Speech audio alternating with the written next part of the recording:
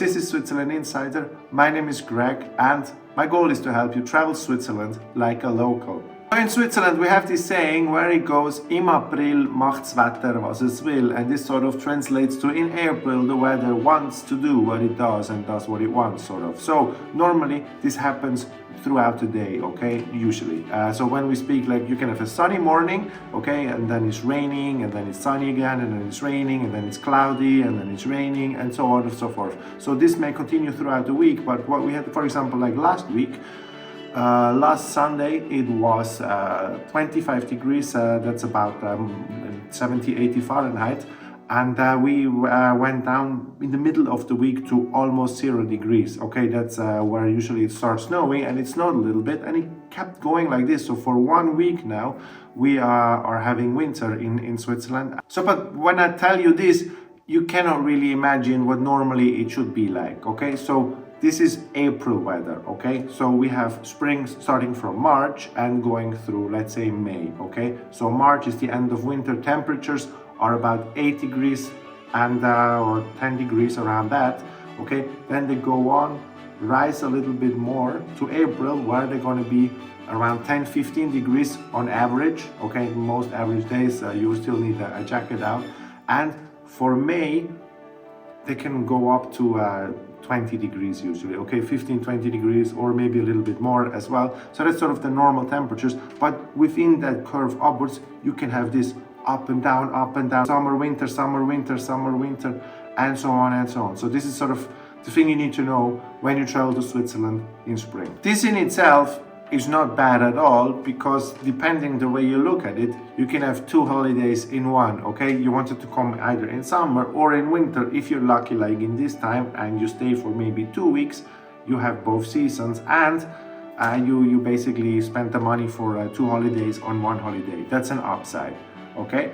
But then again, within this weather, you can change, okay? You can change from snow to better weather, even though sometimes it seems impossible, okay? So one way you can do is, usually the lower you go in altitude, the warmer it is, okay? And the higher you go, it might still be snowing. So for example, when you have the Zermatt region, okay, which is in Valais, where they have high mountains, they go up to 4,000 meters.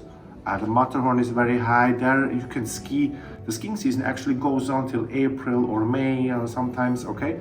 Even in the Jungfrau region, the skiing season only ends end of April. Okay, not the entire ski area is open, but still, okay? So the higher you go, the more snow. The lower you go, spring is already happening. So for example, if you stay in Grindelwald, nice flowers. You go a little bit up to Kleine Scheidegg, you still have snow. And another way is, it's actually a bit, it's basically, I'm going to explain it like this. It's due to the Alps, okay? So let's imagine this is the Alps, and on this side we have the northern part of Switzerland, Zurich, Lucerne, and on this side we have Zermatt, Geneva, maybe not even, but counts as well.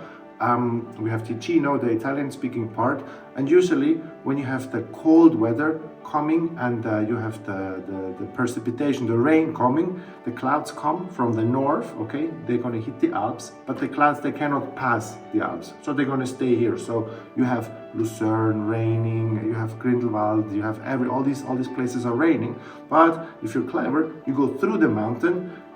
In winter or spring, you cannot go over them by mountain pass because they're all closed. So you have to go through Gotthard Tunnel. You have to take a car train, for example, from Kandersteg. You can go into Valais, and then you will end up on this side of the mountain. You will end up in Ticino, where usually spring already starts in March. Okay, the bloom of the flowers of the trees, it starts in March already. It's beautiful sceneries. Also, Lake Geneva region, perfect for that. So now that you know about the weather in Switzerland, and I've explained to you how to run away from the bad weather, how to run away from the snow or to the snow, you need to know about clothing in Switzerland as well. So what should you pack?